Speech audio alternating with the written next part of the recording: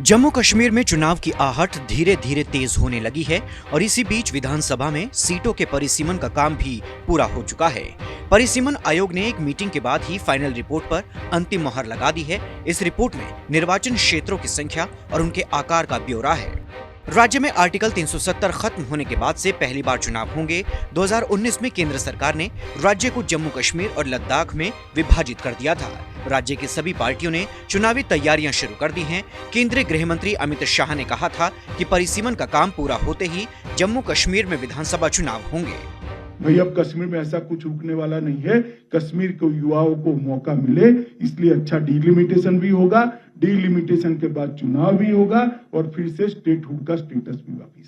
आप मोदी जी के साथ जुड़िए, भारत सरकार के साथ जुड़िए और कश्मीर को आगे ले जाने की जो यात्रा शुरू है उसके सहयोग। जम्मू कश्मीर परिसीमन आयोग के अनुसार लोकसभा की 5 सीटों में 2-2 सीटें जम्मू और कश्मीर संभाग में होंगी, जबकि 1 सीट दोनों के साझा क्षेत्र में होंगी।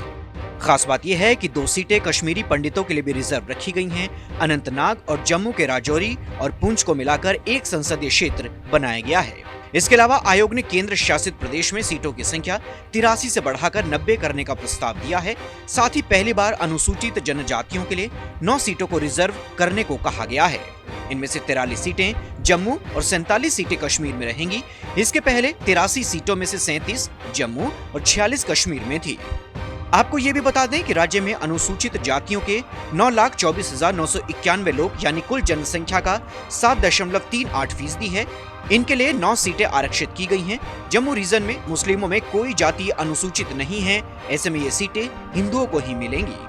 परिसीमन आयोग की इस रिपोर्ट को लेकर बीजेपी में काफी उत्साह है। जम्मू कश्मीर प्रदेश भाजपा अध्यक्ष रविंद्र रैना ने परिसीमन आयोग की समय पर काम पूरा करने के लिए तारीफ की। साथ ही उन्होंने उम्मीद जताई कि राज्य में जल्द से जल्द लोकप्रिय सरकार बनेगी। परिसीमन आयोग के सभी सदस्यों को हृदय से बधाई देता हूं कि उन्होंने राष्ट्र हित में और जम्मू कश्मीर की जनता के हित में बहुत बड़ा साहसिक जो है वो कदम उठाया है और जनता की आवाज को उन्होंने इस फाइनल रिपोर्ट में लिखा है। मैं परिसीमन आयोग के सभी सदस्यों का हृदय की गहराई से धन्यवाद करता हूं कि उन्होंने हकीकत में एक लाजवाब रिपोर्ट बनाकर तैयार की है और जो जम्मू कश्मीर के जनमानस की आवाज थी उस आवाज को परिसीमन आयोग ने अपने इस फाइनल रिपोर्ट में शामिल किया है।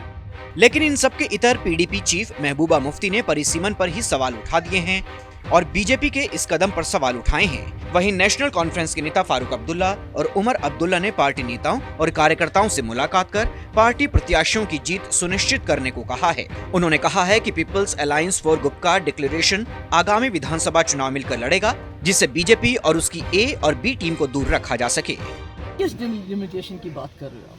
वो डिलिमिटेशन जो बीजेपी का एक्सटेंशन बना हुआ है, जिन्होंने जो आबादी का जो बेसिस है उसको दरकिनार करके जैसा उनका दिल किया, जिस इलाके को जहां जोड़ा जहां तोड़ा, ये तो इसको हम पूरी तरह रिजेक्ट करते हैं। हमें तो इस पे कोई भरोसा नहीं है। ये जो 370 को जिस तरह हटाया गया उसके साथ ये उसी जो डिलिमिटेशन कमीशन है इसकी जो सिफारिशात हैं ये उसी की कड़ी है। गौर करने वाली बात यह है कि अगस्त 2019 में जम्मू कश्मीर से आर्टिकल 370 खत्म करने और जम्मू कश्मीर राज्य पुनर्गठन के बाद परिसीमन आयोग बनाया गया था।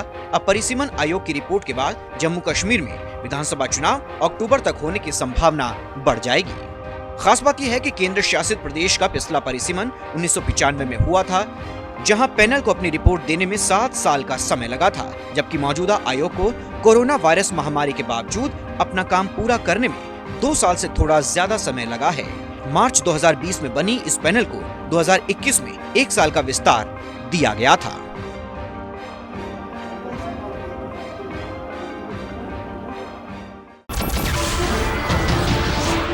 नमस्कार, मैं हूं मानक गुप्ता।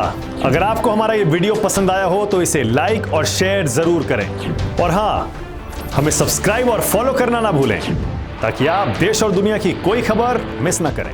तो जुड़े रहिए हमारे साथ और देखते रहिए न्यूज़ 24।